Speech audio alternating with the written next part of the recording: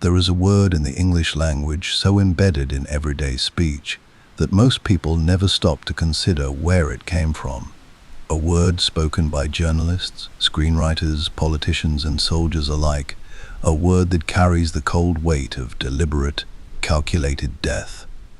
That word is assassin, and its origin does not belong to any government, any army, or any modern intelligence apparatus.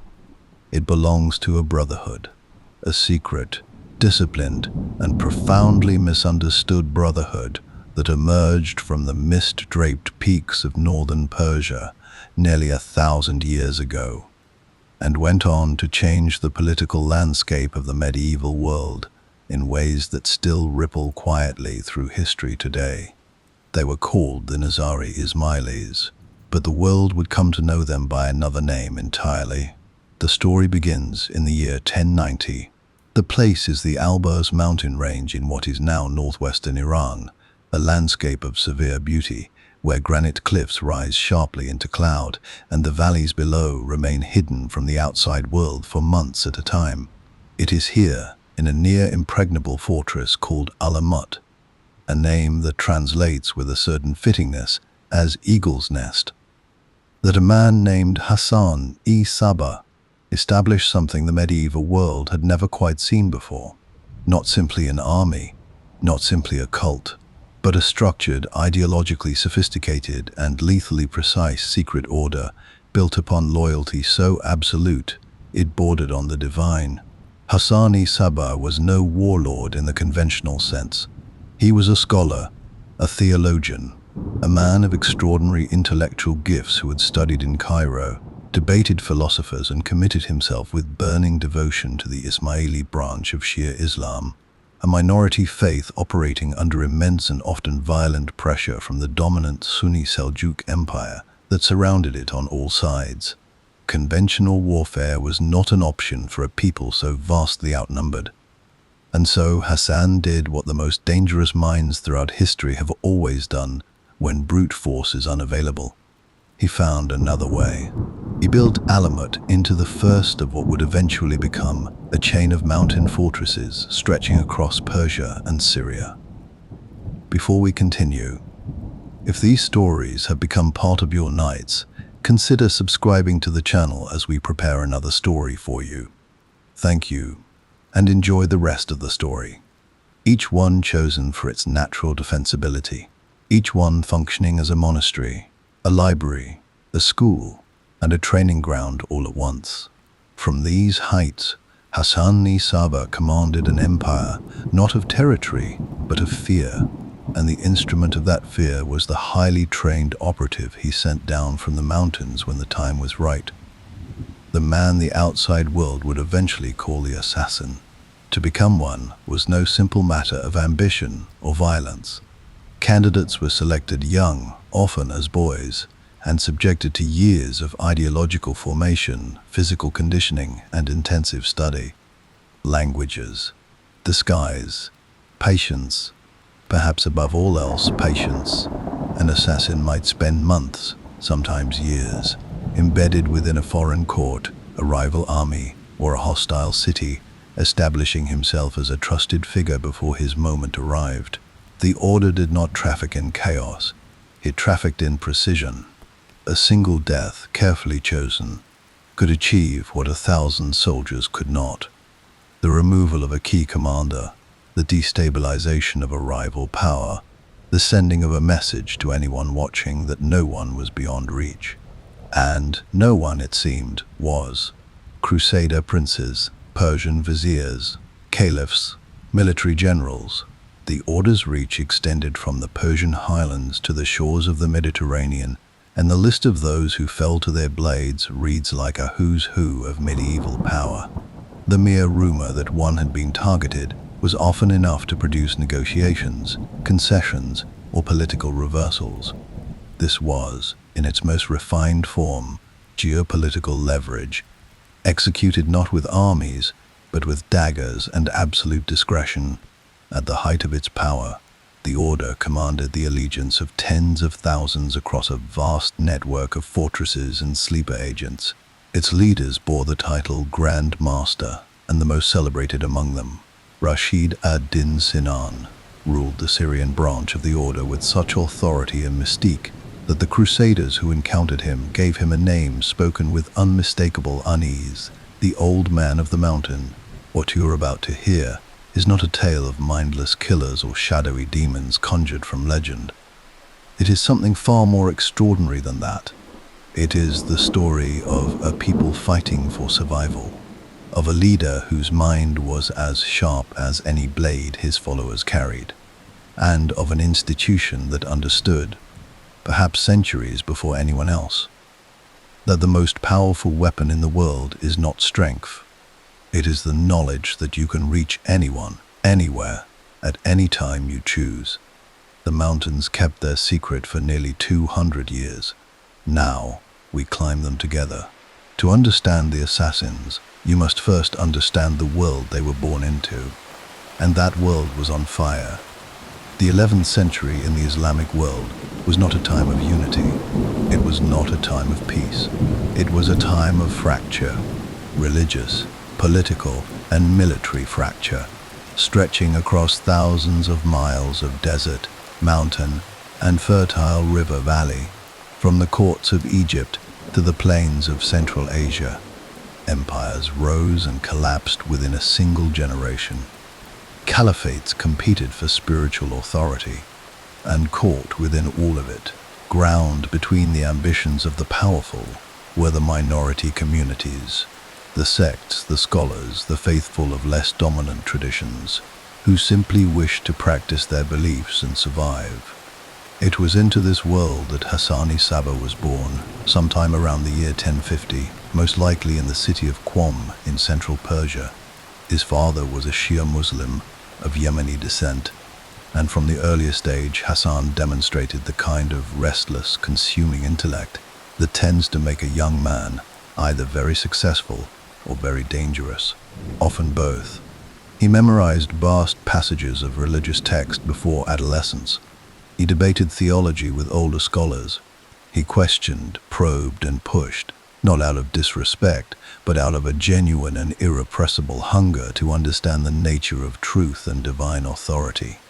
It was during his education in the city of Ray that Hassan first encountered Ismaili missionaries, men who followed the Nizari branch of Shia Islam, a tradition that held to a different line of succession from the Prophet Muhammad than the dominant Sunni majority, and one that emphasized esoteric knowledge, inner interpretation of religious law, and the authority of the Imam as a living, divinely guided guide to truth. For a mind like Hassan's, this was not merely a theological option, it was a revelation. He converted to the Ismaili faith with the totality of a man who had been waiting, without knowing it, to find the thing he truly believed. What followed was a period of extraordinary travel and study. Hassan eventually made his way to Cairo, then the seat of the Fatimid Caliphate, the great Ismaili power of the age, where he immersed himself in scholarship, politics, and the inner workings of a sophisticated court. He was brilliant. He was noticed.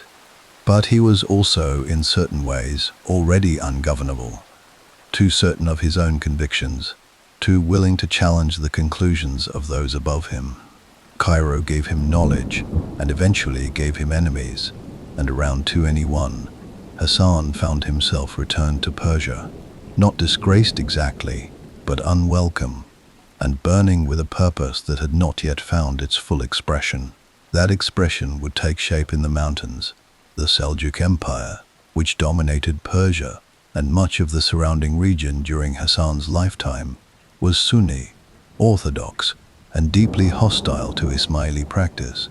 Under the direction of the formidable vizier Nizam al-Mulki, himself a towering figure of medieval Islamic statecraft, the Seljuks pursued policies that placed Ismaili communities under sustained pressure. Persecution varied in intensity by region and ruler, but the underlying message was consistent. The Ismailis were a minority out of step with the dominant religious and political order, and they would be treated accordingly. There was no legal protection worth trusting. There was no appeal to imperial goodwill that could be relied upon. Hassan understood this with the clarity of a man who had studied history and lived its consequences. The Ismailis needed not just a community but a stronghold, not just a faith but a fortress. And as he traveled through northern Persia in the years following his return, he found what he was looking for in the Alborz Mountains, and more specifically, in a castle perched on a narrow ridge above the Alamut Valley, approximately 2,000 meters above sea level, accessible by a single treacherous path, and commanding views of the surrounding countryside that made a surprise military assault very nearly impossible. The castle was called Alamut. It was already occupied. What Hassan did next says everything about the kind of man he was. He did not storm the fortress. He did not besiege it. Instead, over the course of months, he sent his missionaries quietly into the surrounding villages and into the garrison of the castle itself. He converted, quietly, patiently, one person at a time. He built a community of believers within the very walls he intended to possess. And then, in the year 1090, the commander of Alamut awoke to find that the castle was effectively already in Ismaili hands, that the men around him, the soldiers he had trusted, had become someone else's men entirely. Hassan Seba walked through the gates without a battle. The commander was given a draft for the sum of 3,000 gold dinars, payment for the fortress, and allowed to leave. It was the most efficient conquest in the history of a man who would never be remembered for inefficiency. From Alamut, Hassan Seba spent the next 35 years, most of them by his own choice within the walls of the castle itself, which he reputedly left only twice, building something entirely new, a network, a philosophy, and an instrument of power so original that historians are still working to fully categorize it 9 centuries later. The organization he built was hierarchical and deeply initiatory. At its apex sat Hassan himself, bearing the title Sayyidna, our master. Below him stretched a structured system of ranks through which followers advanced not by birth or wealth, but by demonstrated knowledge, loyalty, and capability. The inner circles of the order held the deepest theological knowledge, the esoteric teachings that gave the Ismaili tradition its distinctive character. Outer circles were initiated more gradually, tested more carefully, and trusted only as their commitment proved itself over time. The Fidai, a word meaning one who sacrifices themselves, from which many historians believe the word assassin would eventually derive, though the etymology remains debated, were the trained operatives, the ones who went down from the mountains. They were not the lowest rank of the order.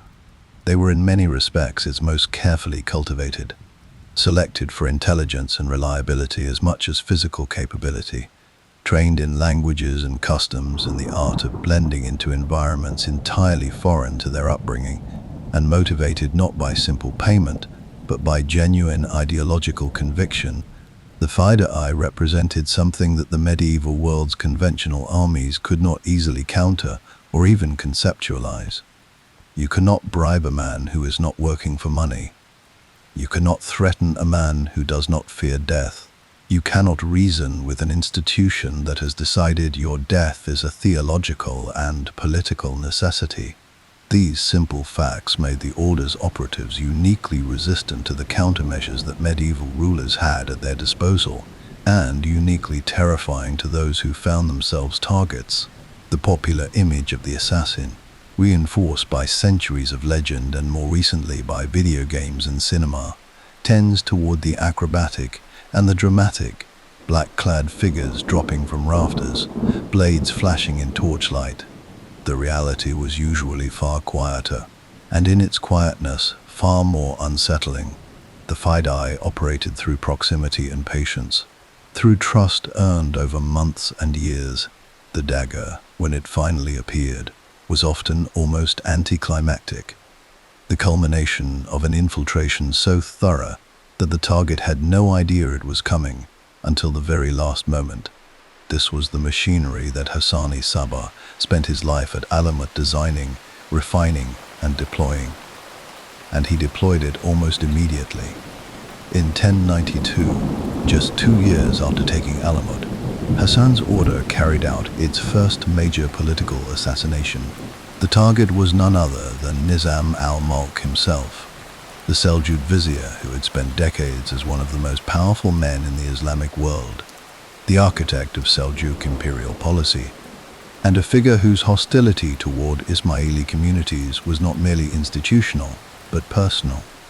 He was struck down by a Fidai disguised as a Sufi mystic seeking an audience. He died within hours. The Seljuk Empire shuddered, and the world, those paying close attention, began to understand that something new had entered the political arena, something that did not play by any of the existing rules. Hassan I Sabah would live until 1124, dying at an advanced age within the walls of Alamut, having never truly relinquished control of the order he built. In the final years of his life, he is said to have had 2 of his own sons executed, one for drinking wine in violation of the order's strict code, one on suspicion of conspiracy. Whether these accounts are entirely accurate or partly legendary is difficult to say, but they speak to something true about the man regardless. This was not a leader who made exceptions, not for sentiment, not for blood, not even for his own flesh. He had built something he believed in absolutely, and he would not allow anything, to compromise it. The mountains held their secret, and the order grew stronger. There is a particular kind of power that does not announce itself. It does not march through city gates with banners raised or demand tribute in open courts. It operates in the space between what is known and what is merely suspected. In the whispered rumor, the unexplained vacancy at a throne, the morning a powerful man simply does not wake up. This was the power the assassins cultivated across the 12th century, and they cultivated it with the patience and precision of master craftsmen who understood that reputation, once properly established, does almost as much work as the blade itself. By the time Hassani Sabah died in 1124, the order he had built was no longer a novelty.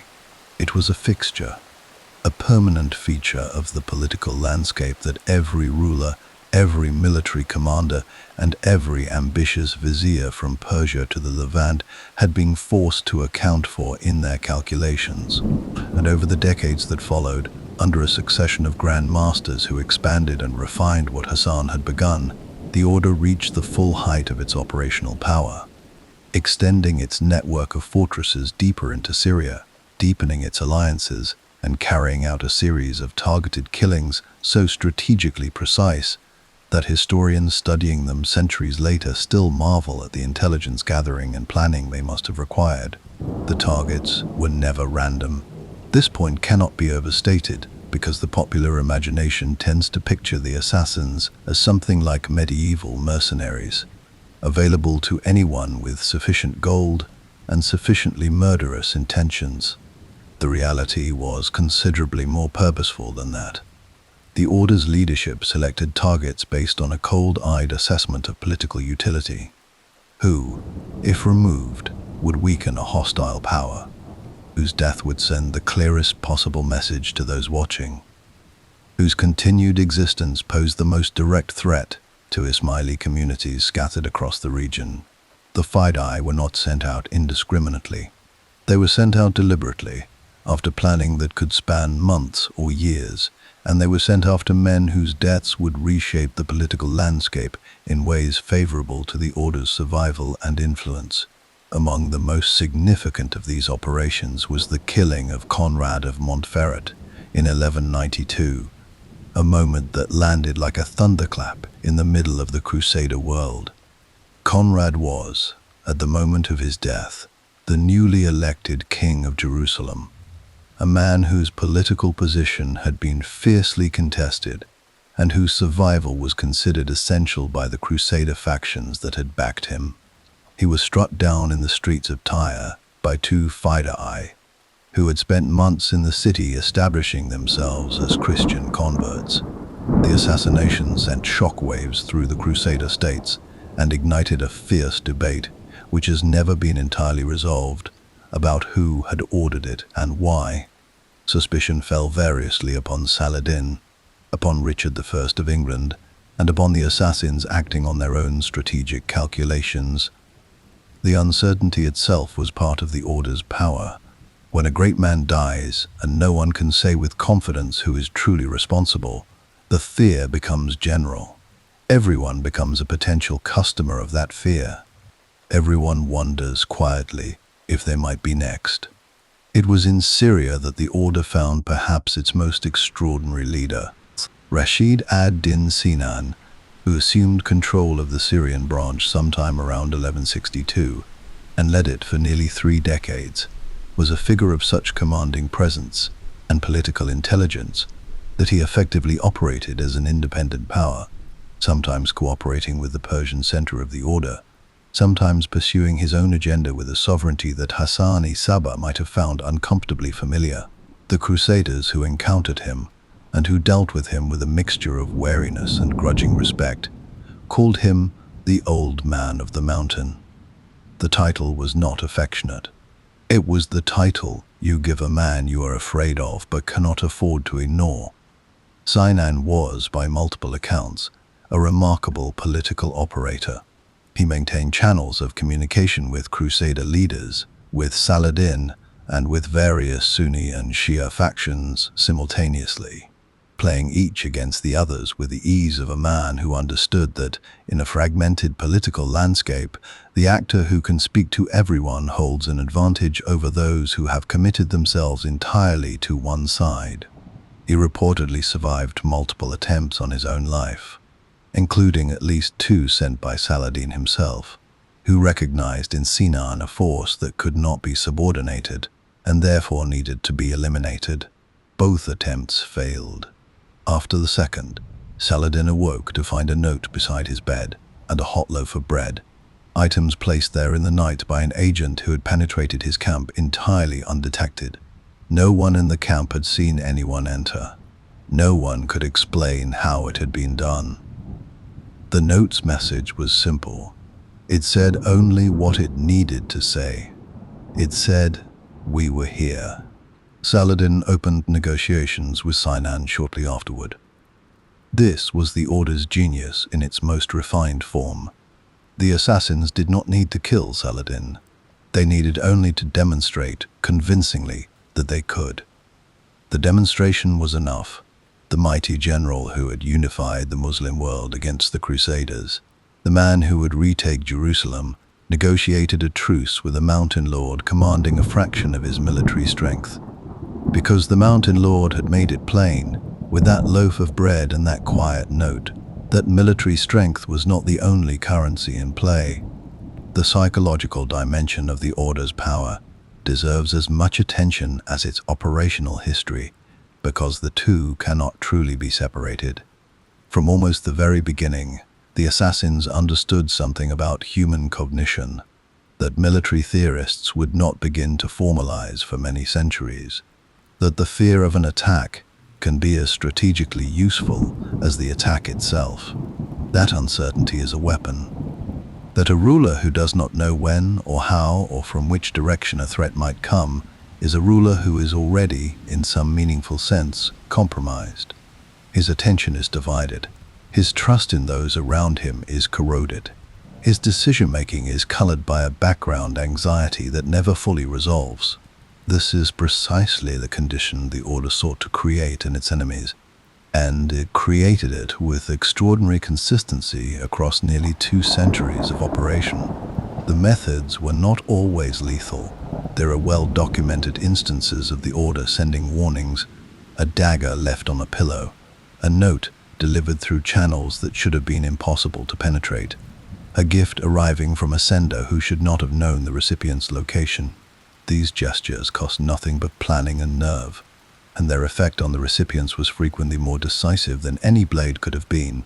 A man who receives such a warning understands immediately what it means. It means the order has found him. It means the order has decided, for now, to let him live. And it means that decision can be revisited at any time.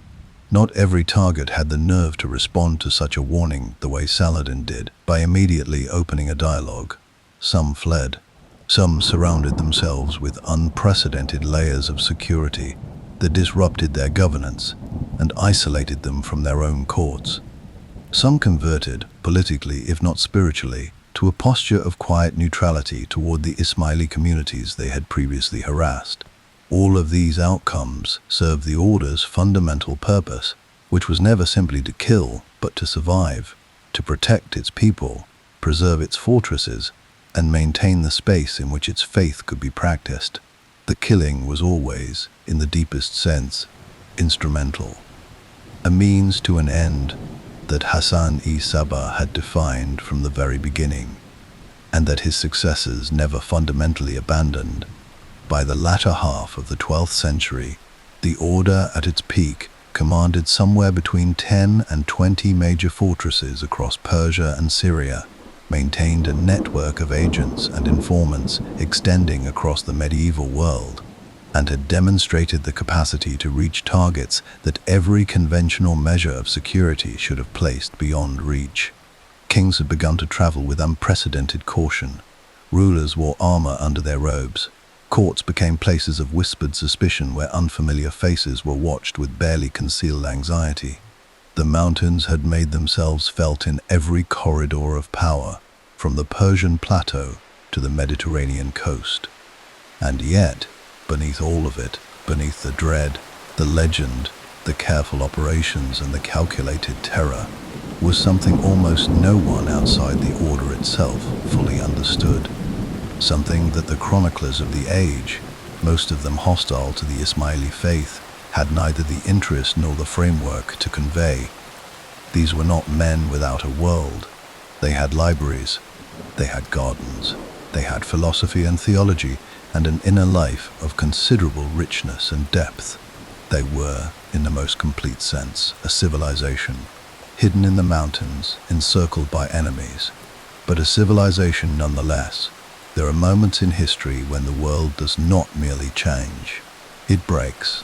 When a force arrives so total, so indifferent to the existing order of things, that everything built before it, the kingdoms, the alliances, the carefully maintained balances of power, simply ceases to matter. The Mongol expansion of the 13th century was such a moment, and for the assassins, the most feared secret order the medieval world had ever produced. The arrival of the Mongols was not simply a military challenge. It was an existential reckoning with a power that could not be infiltrated, could not be negotiated with through whispered threats, and could not be made to fear what it had never been taught to respect. To understand what the Mongols meant for the Order, you must first understand what the Mongols meant for everyone. Genghis Khan had died in 1227, but the empire he built did not slow. It accelerated. Under his sons and grandsons, the Mongol armies moved westward and southward with a momentum that seemed almost geological in its scale and inevitability, absorbing entire civilizations, leveling cities that had stood for centuries, and leaving in their wake a silence so complete that travelers passing through formerly great urban centers decades later described walking through landscapes of bones and dust where markets and libraries and mosques had once stood. The numbers attached to Mongol campaigns are so large they still resist easy comprehension. Millions displaced, entire regions depopulated. The great city of Merv, once one of the most magnificent in the Islamic world, essentially erased. Baghdad itself, in 1258, would be sacked so thoroughly that the waters of the Tigris ran dark with the ink of its drowned books. But all of that was still to come when the Mongol gaze first turned toward the Alborz Mountains and the fortress at Alamut. The man who would lead that campaign was Hulagu Khan, grandson of Genghis, a commander of considerable military intelligence who had been tasked by his brother, the great Khan Munka, with the systematic subjugation of Western Asia. Hulagu approached his assignment with thoroughness. He did not rush. He prepared for years, assembling forces, establishing supply lines, gathering intelligence about the terrain and the fortresses he intended to reduce. He understood that the mountain castles of the assassins were not targets that could be taken by simple, overwhelming force. They had resisted conventional sieges for a century and a half precisely because their positions made conventional sieges nearly impossible. Gulagu would need patience as much as power. Within the order itself, the approach of the Mongol storm had been visible for years, and it had produced, as great existential threats sometimes do, a crisis of leadership at precisely the wrong moment. The Grand Master at the time of the Mongol advance was Rukn ad-Din Kershaw, a man who had come to power in 1255 under circumstances that were themselves unstable, succeeding a father whose final years had been marked by erratic behavior and internal discord. Kershaw was not Hassani Sabah. He was not Rashid ad-Din Sinan. He was a man of uncertain temperament, facing the most catastrophic military force his order had ever encountered. And the strategies available to him were far fewer than those available to his predecessors. He attempted negotiation. He sent envoys to Hulagu's court, offering various forms of submission and cooperation in exchange for the preservation of the order's fortresses and communities. Hulagu received these envoys with apparent interest and continued advancing. The negotiations were not, it seems, conducted in good faith on the Mongol side, or perhaps more precisely, Hulagu's definition of acceptable submission was simply the complete and unconditional surrender of everything the order had built, which was a definition Kershaw could not immediately bring himself to accept. And so the campaign began in earnest in 1256. What followed was not a single dramatic battle, but a methodical, grinding reduction of the order's defensive network, fortress by fortress, valley by valley, with Hulagu's forces cutting off supply routes, isolating garrisons, and applying the kind of sustained military pressure that the assassins' mountain strongholds had been designed to resist, but had never faced at quite this scale or with quite this persistence. Some fortresses held for months. Some commanders resisted with genuine ferocity. But the fundamental military arithmetic was inescapable.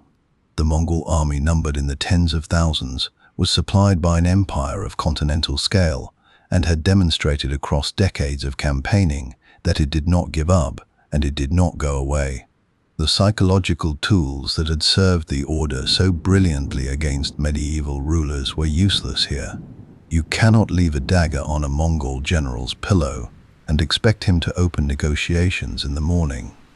The Mongols had absorbed enough of the world's existing power structures to be largely immune to the kind of fear the order manufactured, not because they were incapable of fear, but because the calculus of an expanding empire is different from the calculus of a medieval court. An individual ruler fears for his individual life. An empire, in its momentum, absorbs the deaths of individuals and continues moving. There was no single throat through which the order could reach the Mongol advance. No single death that would make the army pause and reconsider. In November of 1256, Alamut itself fell, the fortress that Hassani Sabah had taken without a battle 166 years earlier, the eagle's nest that had served as the order's spiritual and operational heart for generations, surrendered to Hulagu's forces after a siege that broke what remained of Kershaw's will to resist. The Grand Master himself came down from the mountain and prostrated himself before the Mongol commander, hoping that personal submission might purchase some form of mercy for his people and his order. It did not. Kershaw was sent eastward to the court of the great Khan Munkeh, ostensibly to formalize his submission in person. The journey took months. When he arrived, Munkeh received him with indifference. The submission of a minor mountain lord was not a significant event at the court of an empire that stretched from Korea to the edge of Europe. Kershaw was dismissed, his appeals for clemency ignored. and on his return journey westward, he was killed by his Mongol escort. The precise circumstances were not recorded with great care. He was simply gone. The last Grand Master of the Persian assassins, dead on a road somewhere in Central Asia, having surrendered everything and received nothing in return. Meanwhile, behind him, the destruction of Alamut was being completed.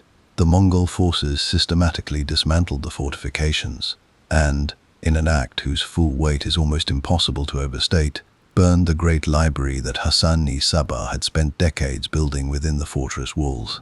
Alamut had been, among everything else, a place of genuine scholarship. Its library contained manuscripts, astronomical observations, philosophical texts, and theological works accumulated over more than a century and a half of intellectual life within those mountain walls. The Persian historian Giovanni, who accompanied the Mongol campaign and was himself a man of letters, reportedly rescued some volumes before the burning. But what was lost was irreplaceable, and it was lost completely. The order did not vanish overnight. In Syria, the branch that Rashid ad-Din Sinan had built and led with such remarkable independence survived the fall of Alamut and continued to operate. Initially under Mongol pressure, then under the authority of the Mamluk Sultanate of Egypt, which had its own complex and shifting relationship with the Syrian assassins, at times using them as an instrument of state policy and at other times moving to suppress them. The last significant political assassination attributed to the Syrian branch occurred in 1271, when the Mamluk Sultan Baybars, himself a formidable figure, who had done more than any other ruler to halt the Mongol advance in the Levant, deployed what remained of the order's operational capacity for his own purposes, as a tool now rather than an independent power. It was a long fall from the heights of Alamut, a long distance from the days when grandmasters negotiated with Saladin as equals, when a loaf of bread beside a sleeping general's head could redirect the foreign policy of an empire. The order had become, in Syria at least, an instrument in other men's hands, still occasionally useful, still occasionally dangerous, but no longer the independent, sovereign, mountain-born power that Hassan-i Sabbah had so painstakingly constructed. The mountains had not changed. The fortresses, or their ruins, still stood against the sky, but the men who had given those stones their meaning were scattered, diminished, and in Persia essentially gone, absorbed into a landscape of conquest that had no particular interest in preserving the memory of what had stood before. History, in its great turning, had moved on. And yet, the story does not end here. It never quite ends where the conquerors intended to. The faith survived, the community survived, and in the centuries that followed, in ways quiet, dispersed, and almost invisible to the outside world, so did something of the order itself. The eagle's nest was silent, but the eagle was not yet extinct. There is a particular kind of survival that history rarely celebrates, because it does not look like survival from the outside. It has no triumphant battles, no restored thrones, no dramatic reversals of fortune that make for clean and satisfying narrative. It looks, instead, like ordinary life continued under extraordinary pressure, like families moving quietly through hostile landscapes, like scholars copying manuscripts by candlelight in rooms with locked doors, like a faith practiced in whispers, passed from parent to child, across generations that had never seen the mountain fortresses and never would. Generations for whom Alamut existed, not as a memory, but as something closer to a myth, a founding legend of a people who had learned, above all else, how to endure. This is the survival that the Ismaili community achieved after 1256, and it is, in its own way, as remarkable as anything the order accomplished at the height of its power. The fall of Alamut did not destroy the Nizari Ismaili faith. It dispersed it. The communities that had gathered under the protection of the mountain fortresses scattered across a vast geography into the mountains of Persia, into Afghanistan and Central Asia, into the Indian subcontinent, into Syria and the broader Levant. They took with them their theology, their traditions, their sense of communal identity, and, crucially, their line of imams, the living spiritual leaders whose authority stood at the center of Ismaili religious life, and whose survival was, in the deepest sense, the survival of everything the faith meant. The imams did not disappear with the fall of Alamut. They went underground. For roughly 2 centuries following the Mongol destruction, the Nizari imamate existed in a condition of what the tradition itself calls taqiyya, a concept of protective concealment, theologically sanctioned and practically necessary, in which the outward expression of faith is hidden to preserve the inner reality of it.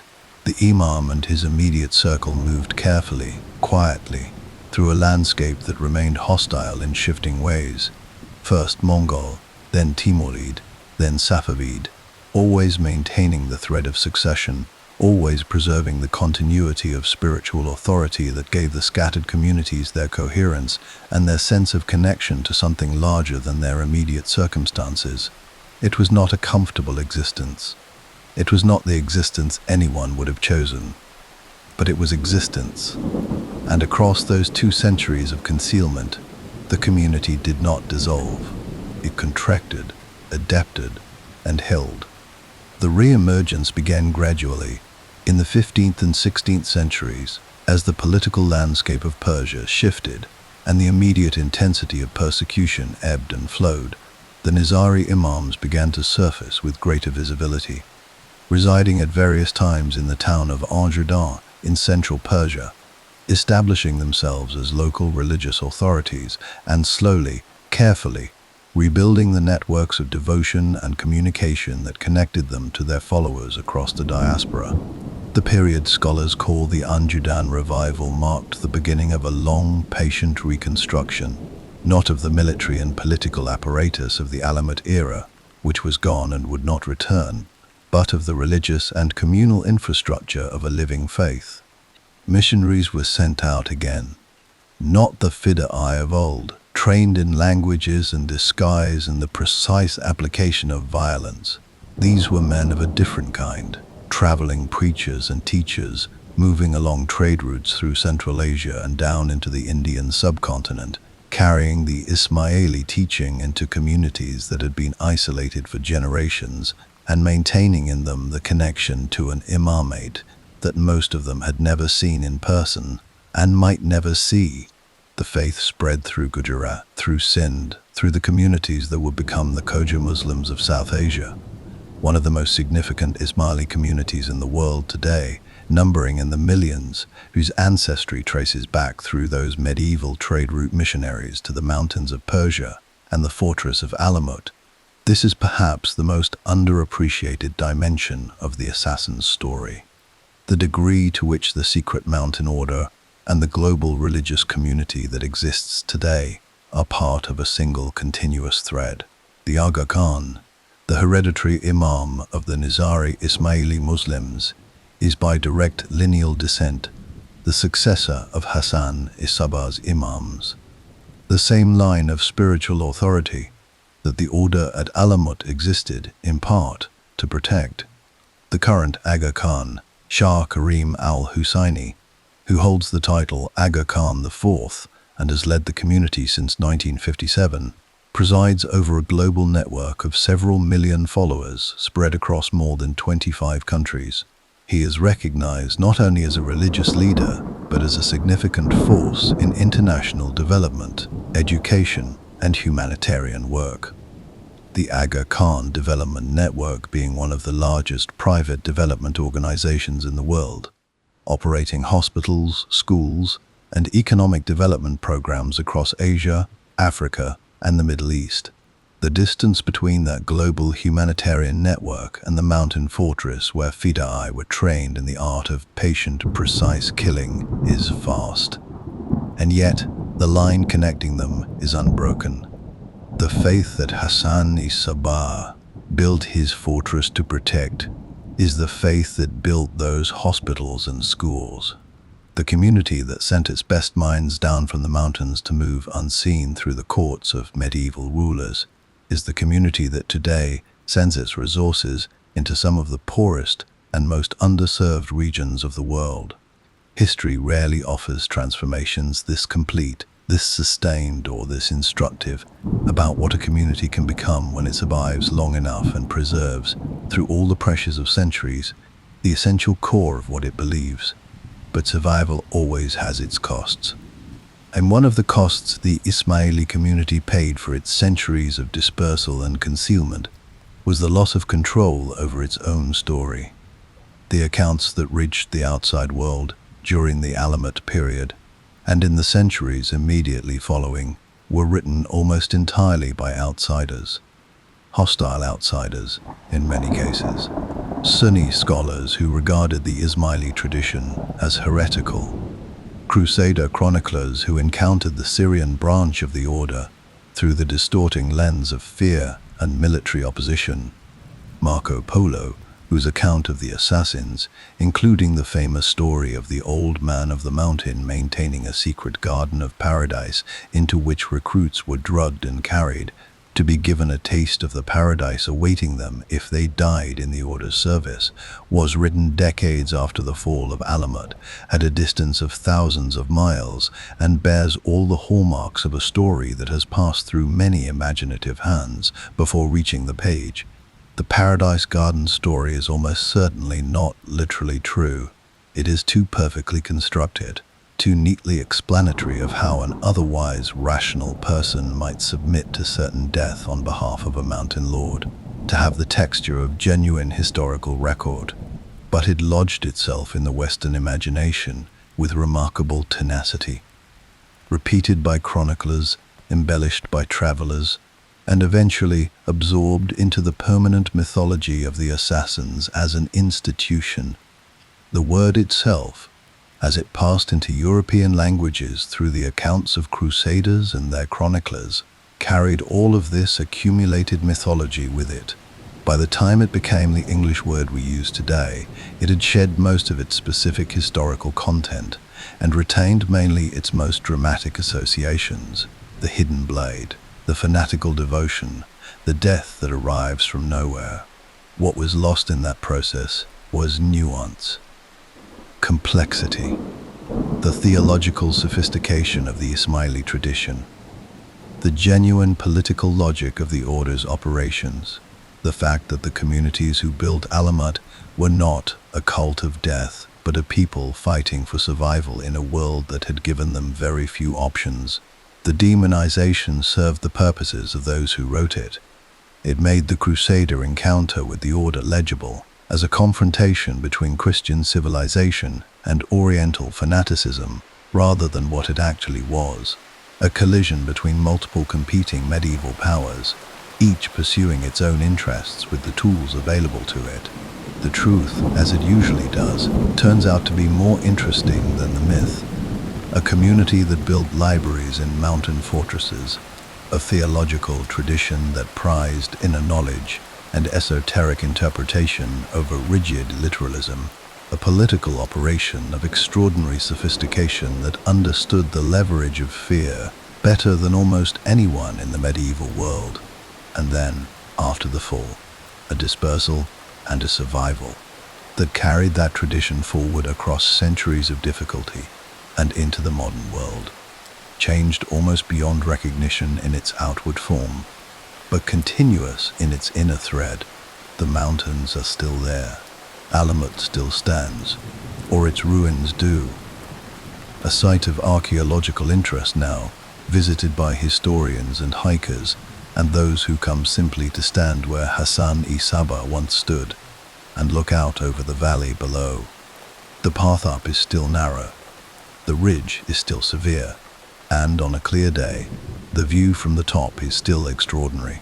Below, the world continues its business, unaware in most of its corners of what was once decided up here, what was planned, what was protected, what was, against every reasonable expectation, preserved. The order is gone. The faith remains. And sometimes, that is enough. Every great story leaves a shadow, a shape cast forward through time that outlasts the thing that made it. Outlasts the men, the fortresses, the battles, the faith as it was practiced in any particular moment. The shadow of the assassins is one of the longest in recorded history. It falls across medieval chronicles and modern spy novels, across the doctrine of targeted killing debated in the halls of contemporary governments, across the design of intelligence agencies whose architects may never have read a word about Alamut, but who were working whether they knew it or not, within a tradition the order helped to define. 9 centuries have passed since Hassani Sabah walked through the gates of his mountain fortress, and the shadow has not shortened. Consider first what the order left behind in the immediate political world. The concept of targeted assassination as a deliberate instrument of statecraft, not the crime of passion, not the battlefield killing, but the carefully planned removal of a specific individual for specific strategic purposes, did not begin with the assassins, but they systematized it. They demonstrated, across nearly 2 centuries of consistent operation, that a small, disciplined, ideologically committed organization could exercise influence wildly disproportionate to its conventional military strength by concentrating that influence on single points of maximum political impact. They proved that the death of one precisely chosen man could accomplish what armies of thousands could not, and they proved it repeatedly against targets of sufficient prominence that the proof was impossible to ignore. This lesson was not lost on those who came after. The medieval rulers who survived the Order's era and the dynasties that followed them had all absorbed, consciously or not, something of the assassin's operational logic. The use of poison in royal courts, already ancient, of course, took on new systematic dimensions in the centuries after Alamut. The intelligence networks that European monarchies built from the 16th century onward, the elaborate spy services of Elizabethan England, the cabinet noir of the French monarchy, the networks of informants and agents that every major power maintained through the early modern period. All of them operated within a framework that the assassins had helped to make thinkable. The idea that a state, or a state-like entity, could maintain a cadre of specially trained operatives capable of moving unseen through hostile environments and applying violence with precision. This idea has a long prehistory, but the assassins gave it one of its most complete and most studied medieval expressions: modern intelligence doctrine, when it employs the concept of targeted killing, a phrase now thoroughly embedded in the language of contemporary military and security affairs, is working within a tradition that has Alamut somewhere near its roots. The debates that occur today in government committees and international courts about the legality, ethics, and strategic wisdom of removing specific individuals rather than engaging in conventional military operations are, in their essential structure, the same debates that the Order's existence forced upon the medieval world. The weapons are different. The legal frameworks are different. The distances involved are different, measured now in drone flight paths rather than mountain trails. But the fundamental question, whether the precise, deliberate killing of one person can be justified by the political or military outcomes it produces, is the same question the assassins posed to the 12th century, loudly and without apology. The cultural legacy is, in some ways, even more pervasive than the political one. The word assassin itself is perhaps the most direct inheritance. A word now so thoroughly domesticated in English and most European languages that its users rarely pause to consider that they are speaking a piece of medieval Islamic history every time they employ it. Its etymology remains genuinely contested among scholars. The most commonly cited derivation connects it to the Arabic hashishin, a term meaning users of hashish, which appears in hostile medieval accounts and may have begun as a term of abuse applied to the Order by its enemies, implying that its members operated in a drugged state. Whether the Order's fighter eye actually used hashish in any systematic way is deeply doubtful, and most serious historians treat the connection with considerable skepticism. But the word traveled westward through Crusader accounts and established itself so firmly in European languages that no subsequent scholarship has managed to dislodge it. What the word carried with it as it traveled was the entire mythology. The paradise garden, the absolute devotion, the killing that arrives from nowhere, the mountain lord who commands life and death with a gesture. Marco Polo's account, whatever its relationship to historical accuracy, gave the Western imagination a template for the assassin figure that proved extraordinarily durable. It reappeared in the romantic literature of the 19th century, in the adventure fiction of the early 20th, and in the espionage novels that became one of the defining popular genres of the Cold War era, where the trained, ideologically committed operative moving unseen through a hostile world was a figure of enduring fascination, refracted now through the lens of East-West geopolitical anxiety, but recognizable in its essential outline. The video game series that bears the Order's name directly has introduced the assassins to an audience numbering in the hundreds of millions, a cultural reach that no medieval historian could have predicted, and that says something interesting about the persistent grip of the Order's mythology on the popular imagination.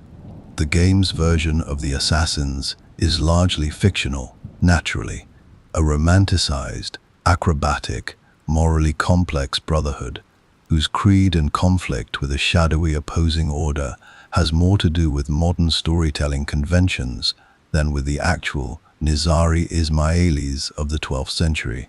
But the fascination that makes those games commercially viable is real, and its roots are real. There is something in the assassin's story. The combination of discipline, devotion, hidden power, and the lone operative moving through a world that does not know what he truly is, that speaks to something persistent in human imagination.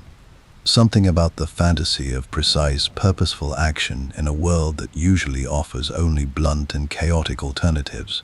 What the popular mythology almost always omits, and what this documentary has tried to restore, is the human complexity behind the legend. The assassins were not demons. They were not mindless fanatics, drug-addled killers stumbling down from mountain paradises.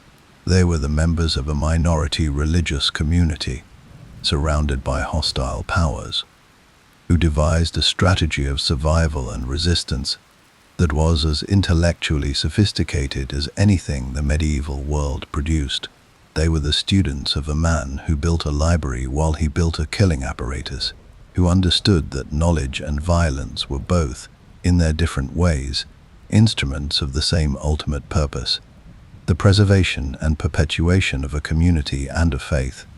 They were, in the most complete sense, human, which means they were capable of cruelty and of devotion, of strategic brilliance and of catastrophic miscalculation, of building something extraordinary and of being unable, in the end, to save it from the forces that history sent against it. The Mongols were not a moral judgment on the Order. They were a weather system, and weather systems do not distinguish between the guilty and the innocent, between the fortress that deserved to stand and the library that deserved to survive. What survived was what always survives when a civilization is stripped to its essentials: the faith, the community, the thread of identity, passed hand to hand across generations that had every reason to let it drop and chose, each time, not to. Hassani Sabah is said to have spoken, in his final hours at Alamut, words that became something close to the Order's creed, words that his successors repeated and that echoed through the communities descended from his order across the centuries. The precise wording varies by source and translation, but the meaning is consistent. Nothing is absolute. Everything is permitted. It has been quoted, misquoted, romanticized, and misunderstood more than almost any other phrase to emerge from the medieval Islamic world. Taken out of context, it sounds like a license for chaos, a nihilist's manifesto, a killer's permission slip. In context, within the Ismaili theological framework that produced it, it means something considerably more nuanced, that the outer, literal surface of religious law is not the totality of truth, that inner understanding opens spaces that rigid literalism forecloses, and that the truly enlightened mind is not enslaved to the letter of things, but sees through to their spirit. Whether Hassan actually said it, and whether this is what he meant, historians will continue to debate. What is beyond debate is what the order he built did with the freedom that philosophy implied. It built in the mountains. It reached into the valleys. It changed the political world of its age in ways that echo still, and it carried, inside all of that, a faith it refused to let die, that survived the Mongols, survived the centuries of dispersal, survived the loss of every fortress and every blade and every trained operative who had ever descended from the peaks of the Alborz into the complicated world below. The mountains kept their secret for nearly 2 centuries. History eventually told it anyway. And now, so have we.